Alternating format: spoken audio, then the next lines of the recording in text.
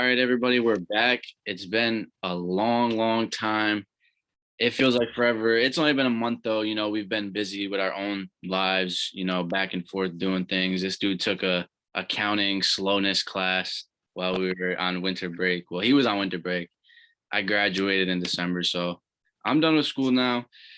And if you don't know, my name's Jake. We started this podcast a couple months ago, back in the beginning of college basketball season. We hopped on Kyle's podcast, and I'm here with Julian. So I love the college basketball season so far. I mean, that might be biased, but I love what's going on. There's no clear-cut winner, man. I really couldn't. If you told me to pick a team, I could give you like 10, 12 different teams. Yeah. No, we did take a little bit of a break, but like personally, I don't think I've ever been more locked into the games. Like I've been, even if I'm just like eating dinner or whatever, like I'll throw a game on, or if I'm doing homework, I'll throw a game on. Yeah. Like last night before I went to bed, I had the UCLA game on. Like I'm really locked in this year, not only for the podcast, but for bracket season. Because when bracket season comes around, I'm taking everyone's money. Yeah, that's a promise. I'm not gonna lie too. Like I'm really locked in this season between the podcast, betting, just college basketball in general. I've always watched it, so I'm just even more locked in. I called myself the other night at like 11 o'clock at night watching like a Portland State game for no reason because I seen the score was close, so I was like, all right, I'm gonna click on it and see what these dudes are doing. But that's besides the fact. I didn't even have. That's what we have to do. Yeah, that's what we have to do. We're analysts. Honestly, another thing I noticed this season was a lot of these teams that are getting ranked number one or even like making the list have been getting beat the next game right after. Like, how many times have we seen that already? I literally said that. I said that to somebody. I was like, this is going to be a year where like number ones get beaten a lot because like you said, when we opened the episode, it's wide open this year. Like there's a lot of contenders. Yeah. And like you don't want to be number one this year. Like Auburn, don't be surprised if they lose very soon. They almost lost to Missouri, so they literally. I was just gonna say they literally just beat Missouri by one. They were losing most of that game, so like you don't want to be Gonzaga. Yeah, like Gonzaga, Purdue, Duke, Baylor. These dudes are all losing after being ranked. It's like a curse or something. Yeah, it is a curse. So, I don't know what's going on. Another cool stat that I thought was funny is like I seen all over the internet was like whenever Mike Woodson wears a suit, the Hoosiers are like something in O. Like they're like, I saw that too. They just lost this weekend though to Michigan when he was wearing a suit though. So like the Barstool Indiana Twitter was like, throw that stat out. We're not keeping track of that anymore.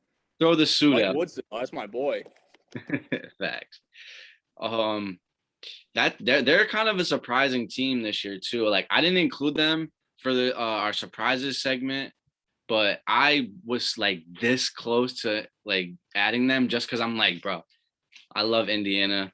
Your boy Trace Jackson. You want to know what's funny? I have in my notes for surprising teams. I'm going to talk about Michigan State, but in parentheses, I have mention Indiana, but don't talk about them because, like, we talk about them so much. I know. Like everybody knows about TJD. We talk about them a lot. Yeah. They get a lot of love. Honestly, before you start, because I'm going to let you start on this one because you just like kind of blew my mind because we didn't talk about this for the people watching. We didn't like coordinate what we coordinated the topics we were going to talk about. We didn't coordinate the teams and the players. So it's interesting that you said Michigan State because I have a lot on Michigan State and that's literally one of my sleeping teams. Yeah. I started on them. I was like kind of on them in the beginning of the season, but then as I started watching them, I'm like, bro, these dudes are legit. Coach is right. The weird role players are right. So I'm gonna let you get into it. You can talk about Michigan State. It's hilarious because ever since I went on a rant about Michigan State and like how Tom Izzo, like maybe like he's kind of like falling off. Dude, I don't think they've lost a game. They just lost last night, but like up until that point, they haven't lost. Yeah. And I just want to give Marcus Bingham credit because I kind of threw shade at him beginning of the year, like saying if your best player is Marcus Bingham, that's bad. He's averaging 10 and 7 with almost 3 blocks. He's like an anchor down low. Like you can't get shots up over him. He works really hard. He digs in. And Jaden Akins, he's a gamer. I always say in my head to Izzo, I'm like, put him in the game. You need to spark. He makes shots, and he's like a tough kid too. Like you can see when he's playing defense, he's like slapping the floor and all that stuff. But I think you and I can both agree like we got to stop with Joey Hauser. Like he He's needs got to to not be in the graduate. game ever. Yeah, He needs to not be in the game ever. I literally said in the first episode, I'm pretty sure I was like, this dude didn't graduate yet. Like, come on, what are we doing? But that's besides the point. It's funny that I use the word anchor because literally the second line on my notes says, Marcus Bingham and Gabe Brown are the anchors of this team. They hold everything together. You know, Matt Christie sometimes contributes when he decides he wants to play basketball and be freaky. Yeah. Yeah. He when he decides he just wants to show up and lace his shoes up, whatever. He's still gonna go in the lottery low key, I think, because he has potential, you know.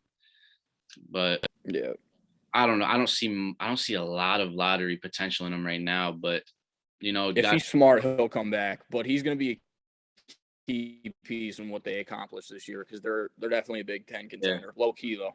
Honestly, though, like you said, they have good losses too. Like I think Kansas, Baylor, Northwestern, Illinois is all good losses. You know what I mean? Northwestern maybe not a good loss, but Kansas, beginning of the season, that was the first game of the season. Anybody was going to win that. You know what I mean? Like it was one or the other.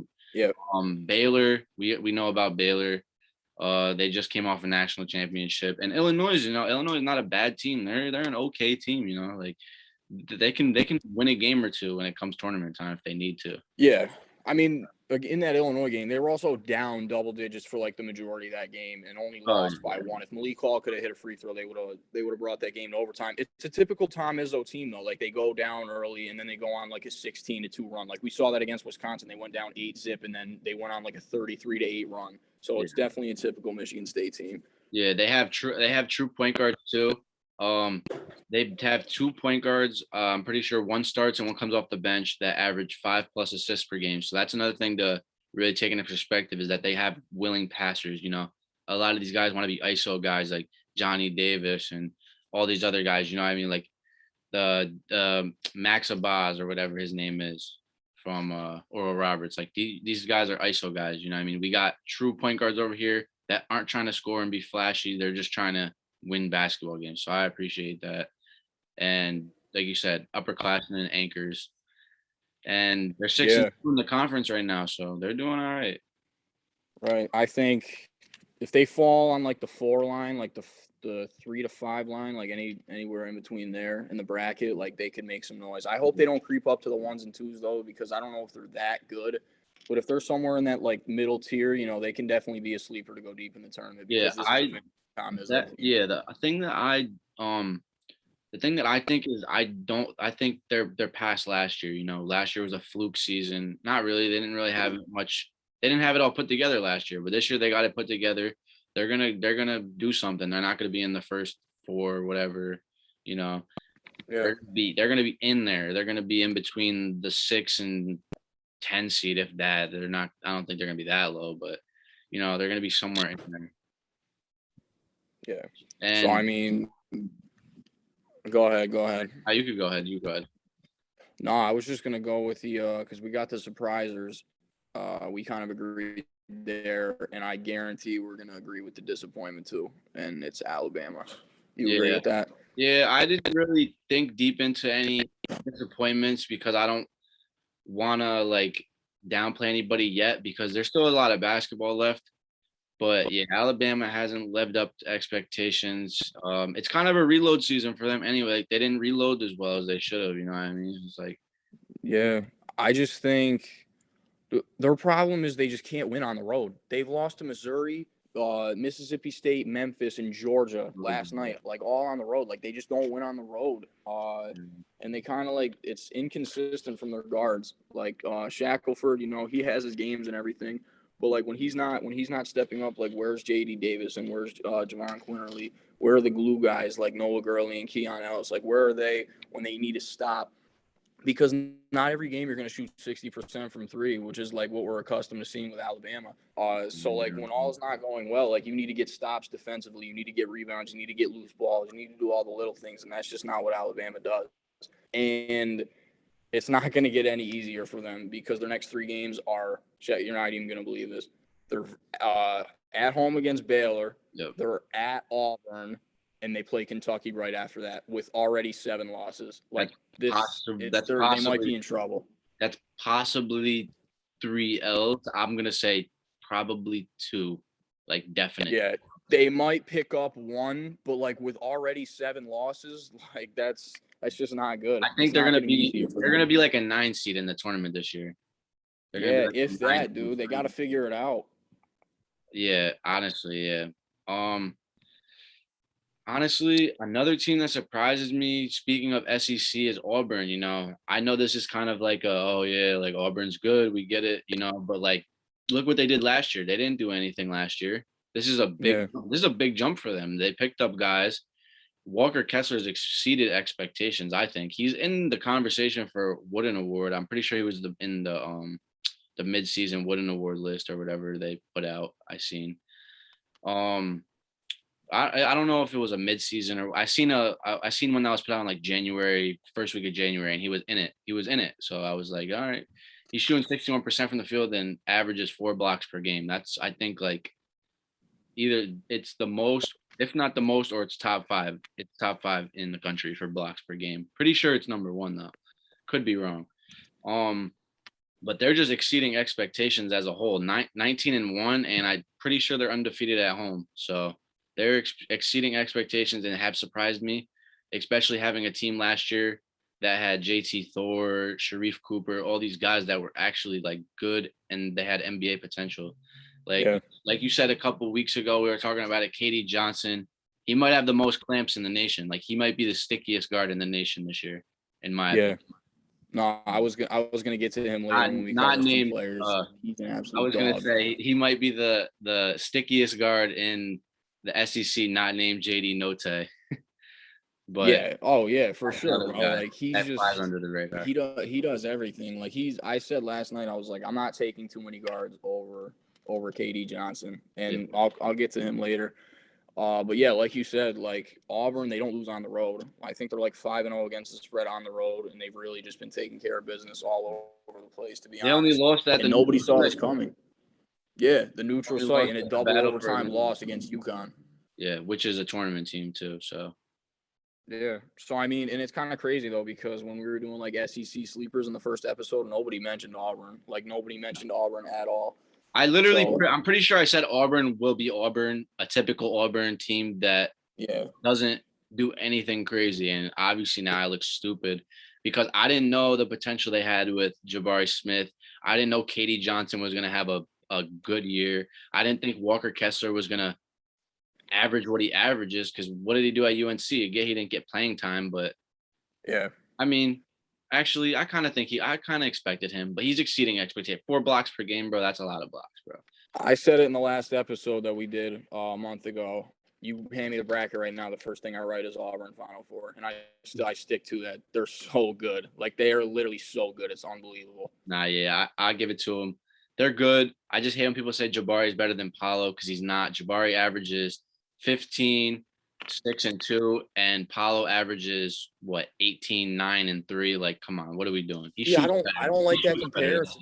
shit. I don't like that comparison though, because I love them both. Like you know what I said about Paulo. I said he's going to be the best player in the NBA in 10 years. I mean, that might have been a stretch. I'll stick Yeah. to it though. But like I love them both. Like I think they're both phenomenal true freshmen, and it's just so rare to see them take over games like that. Like very rare you're just going to see an absolute gamer from a true freshman who I like mean, truly wants to yeah. win. It shouldn't have been that close last night against Clemson, but he literally scored the last 2 go-ahead baskets, and he did NBA moves to score those baskets. Yeah. I'm jacking he got fouled on that last spin move he did. I'm jacking he got fouled, bro. Yeah. Like, Nah, he got whacked. He got whacked for sure. But I mean, it was like some little like 6-foot shrimp from Clemson guarding him. I don't know if he was going to get that call. yeah. So speaking of Paulo, I actually have him in my Wooden Award, obviously for obvious reasons. You see the hoodie. Other guys I'm going to mention real quick, just going to run off some names. Kofi Cogburn, he's a college basketball player. He's like Luka Garza, you know what I mean? He's not as good as Luka Garza, but he's just another one of those guys who averages 23, 11, and I'm no. out on him. You're out on him? That game against Purdue, bro, when I had Illinois, I was like, there's no way Zach Edey can just be tossing around Coburn. Like, this is no way. Like, there's No, literally I no know, way. And I bro. texted you. I was like, he's the worst player I've ever watched in my life. I know, but I still give him his credit. He's kind of killing this season. He's doing a typical college basketball big man. He's having a type of run, you know what I mean? Next on my list, Yeah. Trey Jackson Davis. We won't talk about him much because we talk about him all the time. But he leads his conference in about four or five statistical categories, or he's on the list. He's in the top 5 for those. You know what I mean? He's in there for field goal, points per game, rebounds, blocks. He's all over the place. He does everything. Without him, that team is nothing. I'll stand by that. Another guy I got here in this list is Johnny Davis. Without him, Wisconsin is nothing. The only thing I have to say about him is he averages 22 points per game, but we don't realize he shoots 18 shots. He shoots 18 shots a game. Obviously, he's gonna get 22 points. You know what I mean? But I'm not gonna go in on him. Another guy I got here, honorable mention, EJ Liddell, Oscar Tshiebwe, and Jaden Ivey. And I put these guys honorable mention because I still think their teams are good with not EJ Liddell. His team would suck without him. But for Oscar and Jaden Ivey, their teams would still be good without them. You know what I mean? Like they wouldn't be winning programs, but like there wouldn't be exceptionally winning programs. They'd still be winning programs because Purdue would still have Travion Williams, Stefanovic, Edie, all these guys. Oscar Tshiebwe is in the same boat too. He carries his team. That's why I think he's a favorite for this award. He does everything. 15 and 15 guy. But I still think Kentucky would still be good. You know what I mean? They just have to play Lance Ware. But yeah. Nah, Tshiebwe definitely does carry, and that's kind of what I'm going to talk about with my players. I'm just going to talk about players who I think can like lead in March, like in the tournament, possibly into April. Number 1 on my list, there's not even like a close second. It's Ochai Agbaji, and I'm going to go through like his. That's why I stats left him off. That's why I left him off because I knew you knew it was up. So he averages 21 and 5 on 54 and 47 splits. Forget about all that stuff. Forget about scoring. Forget about his ability to shoot. This dude does not take a single possession off. I've never seen someone more active in help, someone more active in on-ball and off-ball defense. I literally said to myself when I was watching the Texas Tech game, I was like, I'm gonna see like what he does on these next few defensive possessions when they needed stops because Texas Tech was making a run. You could just see him talk. You can see him point like, hey, I'm over here, just stuff like that, like digging in and then getting back out for help. It's unbelievable. You don't see that. That's not something you see from players who almost lead the country in scoring. And he takes over games late and isn't scared of the moment. He hit a game winner against Kansas State, and he just hit a clutch game-tying shot against Texas Tech to bring it to overtime. And like I just said, he helps the teams in other ways that aren't scoring, like rebounding, defense, and he's a leader. I'm kind of all in on Kansas if they can get some kind of guard play. I know Jared wouldn't like that because he's not in on Bill Self, but this is a Bill Self type of year, bro. I'm telling you. It's a weird year. They need like the littlest bit of production from Remy Martin. Like I feel like with him though, you just take the good with the bad. Like you take the weird turnovers, you take him like falling on the ground with like some of the shots he's gonna hit with some of the assists he gets. But I don't know. They need some consistency He fell off from that position. He fell off, but it's because he's in a different system. When he was at Arizona State, he was just he was the dude. Yeah, he was him. He was literally him. Yeah. So yeah. And I like the Agbaji pick. I like it. Yeah. Yeah. One more. I would say, we talked about KD Johnson. He's fast as lightning. Kind of reminds me of Jared Harper from Auburn a couple years ago. Averages 2 steals a game. And dude, some of his in-game like mannerisms are crazy. Like he'll be like yelling at the ref. He'll be like punching himself like to get himself fired up. Like he'll just be yelling at. I'm like, who's this dude yelling at? So I don't know if he can lead a team, but like he can definitely be a crucial part of that Auburn team if they're going to have success. But another player I think can lead a team is Benedict Matherin. Yep. He's a 3-level scorer, high motor. I know you probably watched the game last night. He didn't play well at all. He shot like 5 for 22. He's athletic, gets after around the glass, and he's a dog on defense. He picks up at half court. And getting back to that game last night, he shot 5 for 22. He didn't stop shooting. He didn't stop getting to the bucket. Layups weren't falling for him. Like you can just tell. You can just tell it wasn't his night. Yeah. I don't really think UCLA did anything to disrupt him. He just wasn't hitting shots. Mm-hmm. But from what I've seen from him in that game, like he looked like a player who not only cares about scoring the ball but cares about getting his teammates involved and getting stops on defense, which is something I look for in a player that can take over in March. Yeah, he was in my honorable mention at first, and then I added in EJ Liddell because they're like the same to me, not in a position aspect, but in an aspect where it's like if you take these two guys off of their teams, they literally suck. But I think Arizona would be better than Ohio State would be. Yeah, probably. So that's why I didn't include him. So I was trying to give more props to a guy that, he's getting his props, but that Ohio State would have a losing record without him. You know what I mean? They wouldn't have beat Duke without EJ Liddell. Yeah, and I kind of need like Matherin. He's got to be more efficient. Like he can't have any 5 for 22 games. He shoots 5 for 22 in March. They're going home. Oh yeah, for sure. They could be the 1 seed and they're gonna lose too. Yeah, going home. I know exactly. So which is what's scary too, is because everyone's like saying like Arizona this, Arizona that. Like, if I'm so serious, if Benedict Matherin shoots 5 for 22 in the tournament in the first round, they will lose the game. And if not, they will win on a buzzer beater. Like they will win on like a last second shot.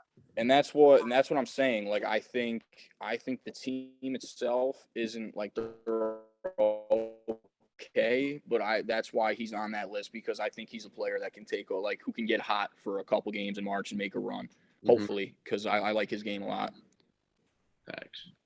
I think Jaden Ivey could do that too in March. I think he could get hot on some Benedict Matherin vibes, like and get real hot and take Purdue far. That's why I think Purdue's so good this year, because they have him. Like if they didn't have him, they would just be, I don't know, they wouldn't be good. But he's the anchor. I don't care if anyone wants to say that other players are the anchor, but he's the anchor of that team. It's not hard to know. I mean, you know how I feel about Jaden Ivey, so we'll save the debate. I just hate Purdue. But can we talk about the Indiana-Purdue game for a little bit? Because, that's the happiest I've been in years. The fact that my sleeper beat the team I hate the most, that. And Trace Jackson Davis had nothing to do with it either. Nothing at all. Rob Finney had 30 points. I was like, it's about time this dude finally does something, bro. This dude just needs some help. This dude just comes off a ball screen off ball screen and just bangs a 3. I was like, oh my God, what is this guy? Bangs a 3, bro. After just missing a shot. I'm pretty sure he said to Woodson in the huddle, he was like, I want it again, which is crazy. Yeah. I'm surprised Miller Kopp wasn't tossing up some bullshit at the end. That dude. He sucks. Him and Parker Stewart are awful. So is Xavier Johnson. Just give my man some help, please. Bro, they just want to make TikToks, bro. I know. Yeah, I know, right? Trace Jackson Davis is out here winning the Wooden Award, and they want to make TikToks. They're like, yo, bro, get into TikTok. No, so stupid. Because they can win, dude. They can win a lot of games. Bro, he's projected to get drafted this year if he goes. Oh, I believe it. Dude, he's insanely athletic. He got a lot more athletic from when he was a freshman. And he's, finishing at the rim, too. He used to miss layups and everything. Yeah. Nah, that was a good – honestly, I'm going to give you your props literally anytime his name comes up, because you deadass were the first person on him out of anybody I know. Out of literally anybody I know. He's been my guy for so long, but he just needs help. They're not going to win anything in March if he doesn't get help. I'm sorry. No, they might lose the first week in March, honestly. I agree because he's good, but he's not that good. He's not, If he has a bad game, I don't know. Someone else going to have a legacy game. Right, exactly. But, yeah, I'll give you your props because you were the only one on him. You put me onto him. I literally, after you told me you were Wooden Award, Trace Jackson Davis, I was like, I don't know about that, but let's see what happens. I started watching all the Indiana games because I never really tapped in Indiana games like that last year. And you put me on for sure. So That's what I'm here for. But to spread the info. You want to get into the SEC Big 12 Challenge? Let's get into the bets first, and then we'll wrap up with the SEC. Okay, yeah. Since it's on Saturday. Right. For the best bets to watch out for, this is the trends I've noticed and that I found on different websites. But some of them I noticed first and then went to double check on the website. So I'll get into that. Auburn, obviously, we've been harping on them the whole episode. They're 12-0 at home, 10-2 against the spread at home. that should tell you to just bet that money line if it's not minus 600 every time they're at home. But when they play teams like Kentucky and stuff, just bet a money line at home. They'll probably win. But that game already happened. Davidson 12-4 against the spread. These are my road warriors. I've been saying that these guys were road warriors since 7 games ago. They just went on the road. They literally, I can't explain it. I just was watching the game one day against St. Joe's, and I'm like, these dudes are just winners, bro. Like, they dig deep. They got a couple transfers in there, Norfolk State also covering machines. They cover 83% of their games. I literally have been saying Norfolk State every day of my life for like the last year, because ever since I watched them win the MEAC, which is their conference last year, I was like, these dudes are legit, and they're all coming back too. They're not even like, they're not gonna have to reload or anything. They're all coming back for their senior or junior years. Yeah, Norfolk State, that team, bro. They won't win obviously in the tournament, but they should make the tournament this year. And then the last team I'm going to go into is Idaho State. Bet against them all the time. They're 0-10 away against the spread. Bet against them. Doesn't matter. They suck. See, that's the thing with you, bro. Like, your knowledge on like mid-major schools is like and it's nothing I've ever seen before. Like, you'll just text in the group chat like Norfolk State tonight. I'm like, why would anyone ever bet them? And then they end up covering. And then you'll be like Davidson. I'm like, okay, Davidson's good, but like, are they really that good? They'll win that game. So I mean, I'll give you props to your mid-major knowledge. For me, it's kind of simple. If Duke loses a game, hammer them the next game. If Michigan State loses a game, hammer them the next game. And by hammer, I mean like just bet them. Like sprinkle some cash on them. Kansas at home. If you need a parlay filler, like you got to hit all the legs. So if you need a parlay filler, just throw their money line in if they're playing at home. They don't lose at home. And then Auburn and Baylor on the road. They're road warriors, kind of because they have like that similar mentality. Like, we need to dig in, get stops, and we need to like create our own momentum, which is something Baylor is good at, but something Bruce Pearl is exceptional at. So it's kind of simple for me, because when I make bets, I'm kind of like all over the board. Mainly for me, it's if a team wins a big game, like we saw that the other day with Indiana. They beat Purdue and then they lost to Michigan the very next game. So like if a team wins a big game, like a ranked game at home, then they got to go on the road and play like a lesser team, take the other team, just kind of things like that, like let down spots and everything like that. But I would say the ones I just talked about, for sure, those are the keys. Nah, you definitely, I'll give you your credit too for the bets, because when we talk in the group chats and stuff, you definitely always pick out the side that's not like a square side. Like, you'll just be not like popular at all. You'll just I be pick like out the ugly sides. You were like, can't wait to live Florida State. I'm like, bro, this dude's chatting. And then you sent like Florida State plus 6.5. I'm like, nah, bro, there's no shot. They're getting boat raced. It's not even funny. And then Duke loses loses outright.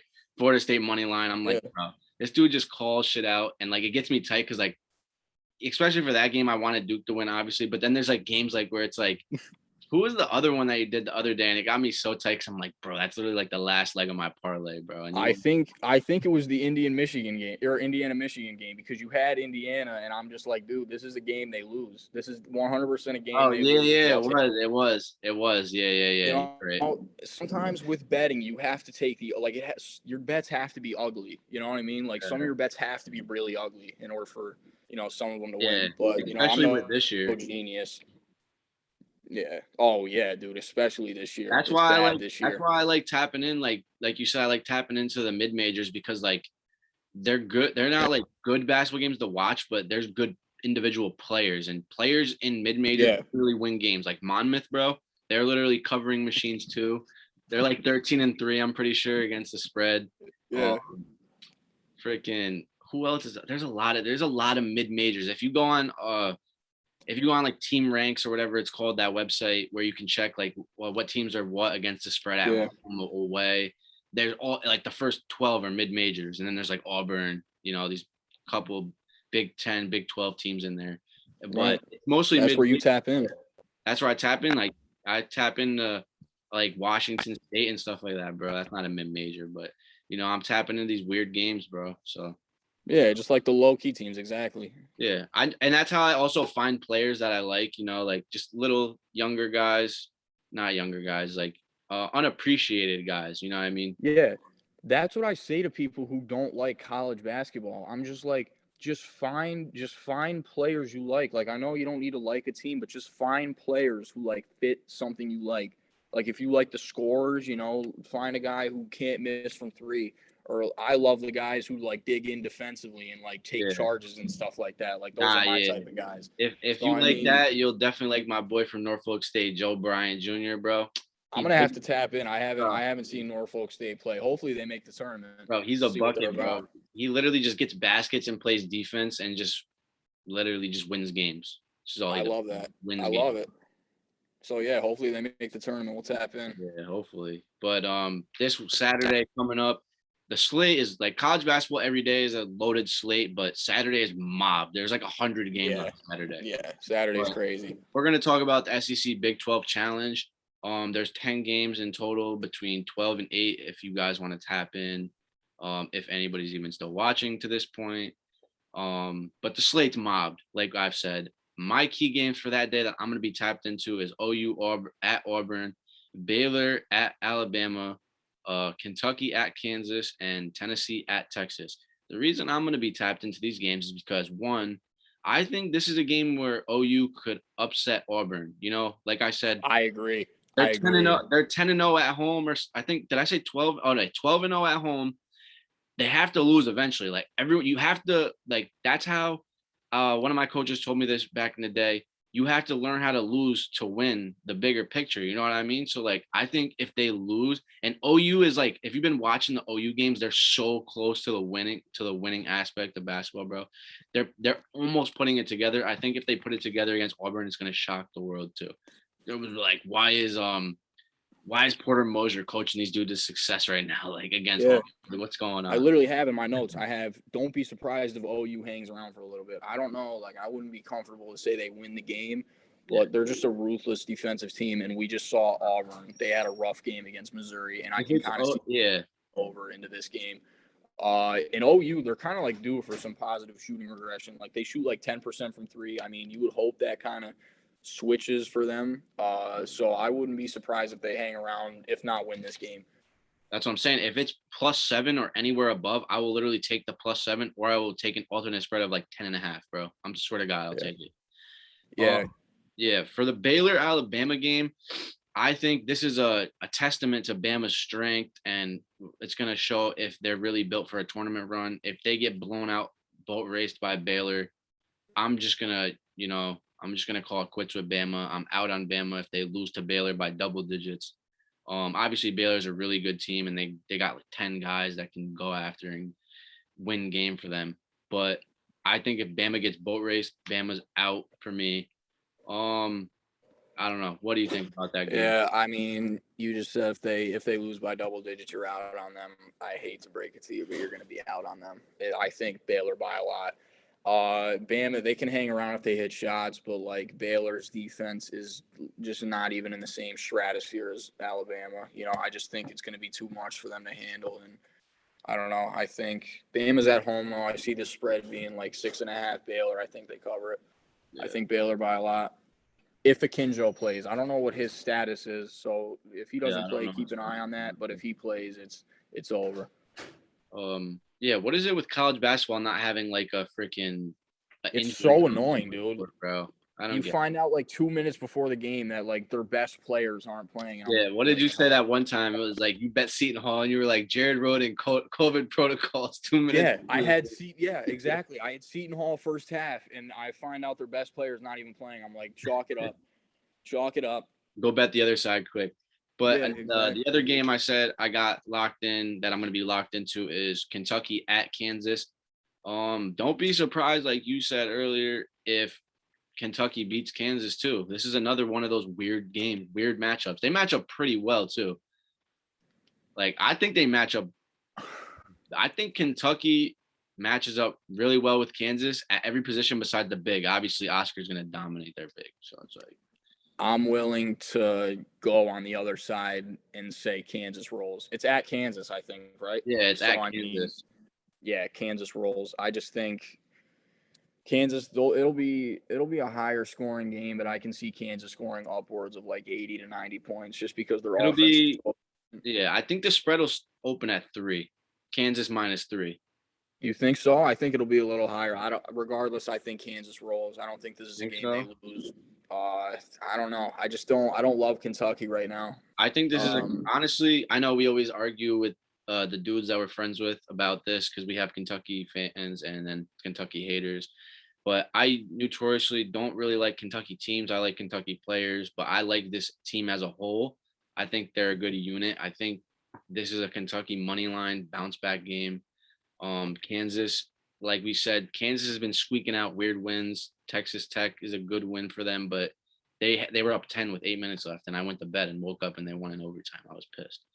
But yeah, needless to say, I think it's a yeah. Kentucky money line game. I could be wrong though. You I know, think Kansas alternate spread, so we're on the opposite side of the spectrum there. We'll see what happens though. It should be a great game. facts. So Tennessee at Texas.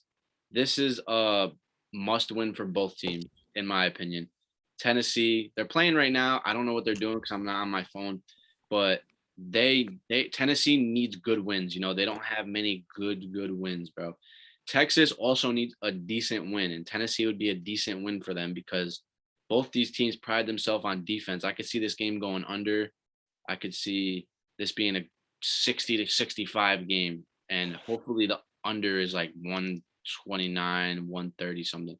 You know, I think this is a defensive game. Um, Marcus Carr needs to show me something. He needs to have a legacy game. This could be it. Probably not, but Yeah. he almost quit. I'm pretty sure. Like he almost quit. I think during the winter semester. I think he almost, Yeah, he did. There was like a report out that said like Marcus Carr not expected to return with the team. And I was Marcus like, Carr. I wouldn't really hate that, to be Yeah, honest. Like he's a good player, but I they don't would know be how he so fits shot though there. without him. They'd be so shot. They would be. I don't know. I think Texas turns the corner this game. Fact, I just think, like you fact. said, it's going to be a plug your nose game. It's going to be, there's going to be one team that probably doesn't even score 50, to be honest. But Texas, they just took care of their business against a solid TCU team on the road. So I think hopefully Texas turns the corner in this game, and we can start looking at Texas as the team we saw them to be in the preseason. For sure. That's all the games I got locked in that I'm gonna be locked into. Do you have any other of the games? I got the list here of the other games. Yeah, I had Mississippi State versus Tech. I said Molinar, he's the best player Bro, on this game. Iverson Molinar, for those who don't know, but Texas Tech should suffocate them defensively. it's crazy too because I literally was like, I only put 4 out of the 10 games up here, and like I was thinking, I was like, maybe I should put a 5th up there, just even it out. And I was Yeah. looking at it, I'm like, Iowa State, Mizzou, don't care for it. LSU, TCU, LSU should roll. WVU, Arc, I could see West Virginia going into Arkansas and getting a dub. Taz Sherman, Yeah, I agree. I said Arkansas, but West Virginia needs that win bad. Like they they need need it it, really yeah. bad. They haven't beat anybody yet. Yeah, they need that win. Going into Arkansas would be a good way to win. KSU, Ole Miss, don't care who wins, honestly, could care less. Oak State, Florida, another game, could care less who wins. I think Florida, if they lose tonight, they need that win. That's what yeah, Um, exactly. Agreed. yeah, if Florida loses tonight, they need that win.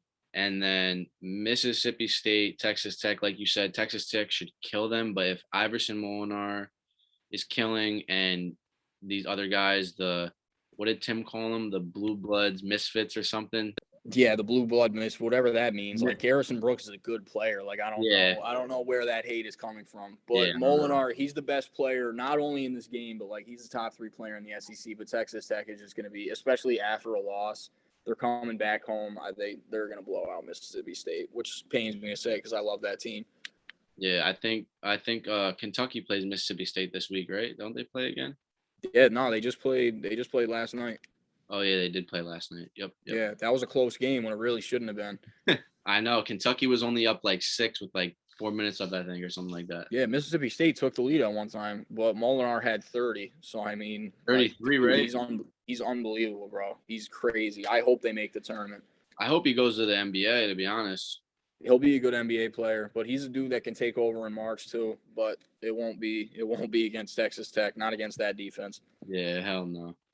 But yeah, so there's a big slate coming up. Everybody that's tapped into this point, watch the slates.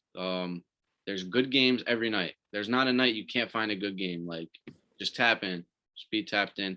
Super Bowl's coming up too. Show some love to Kyle and Gavin's podcast. You know, they're running things over there with the NFL. They got that on lock. They're pretty accurate with their takes. So, Dude, they're insanely accurate. yeah, they're more shout out to them different than because they're anybody I've ever met. they're crazy, bro. Like some of their takes, I'm like, I don't really know about that. Then it ends up happening. Like shout out to them because they're holding down this podcast for sure. Thanks. Possibly looking to have a guest on here next time. So stay tuned, everybody. That's it. 49 days, March Madness. Get ready, folks. Buckle up.